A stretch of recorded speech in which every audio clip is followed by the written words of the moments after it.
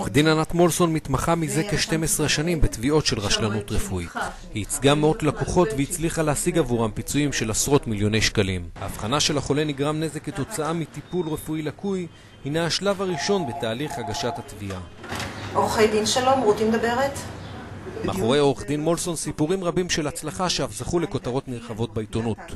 מולסון מודעת לקושי של חולים הנמצאים בטיפול ועדיין נתונים לחסדי הרופא או המוסד הרפואי להגיש נגדם תביעה.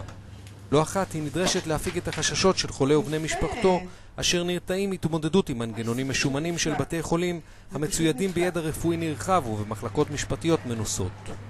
אני חושבת שברגע שלקוח בא עם מקרה מאוד קשה וגם הוא מרגיש שיש לו איזושהי תקשורת טובה ואנושית מול עורך הדין שעומד מולו וגם הוא סומך עליו, זה כן נותן תחושה טובה. בסופו של דבר אני חושבת שאנשים שיש להם תביעות אמיתיות וראויות ומחליטים לטפל בהם וגם יש בהם הצלחות, זה נותן להם הרגשה מאוד טובה.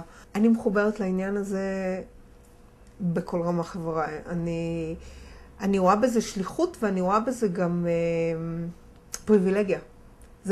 יש לי פריבילגיה אדירה שנפל בחלקי הזכות הזאת לטפל בתחום שאני כל כך נהנית ממנו, והוא מרתק אותי, שיש בו גם את הממד האישי, את היכולת להתחבר לבני אדם, את היכולת מבחינתי גם בסופו של יום להצליח לעזור, שיש לי את אותו כוח להצליח לעזור לבן אדם שבאמת נפגע לזכות בסעד כספי, שלא יפתור את הבעיה הרפואית שלו, אבל יעזור לו להתנהל בקלות הרבה יותר בחיים. ובאותה מידה שאני מרגישה שאני מצליחה לעזור, היכולת הזאת לעזור עוזרת לי, כי היא נותנת לי תחושה אדירה. וזה מאוד מניע אותי, העניין הזה. זה באמת מאוד מניע אותי.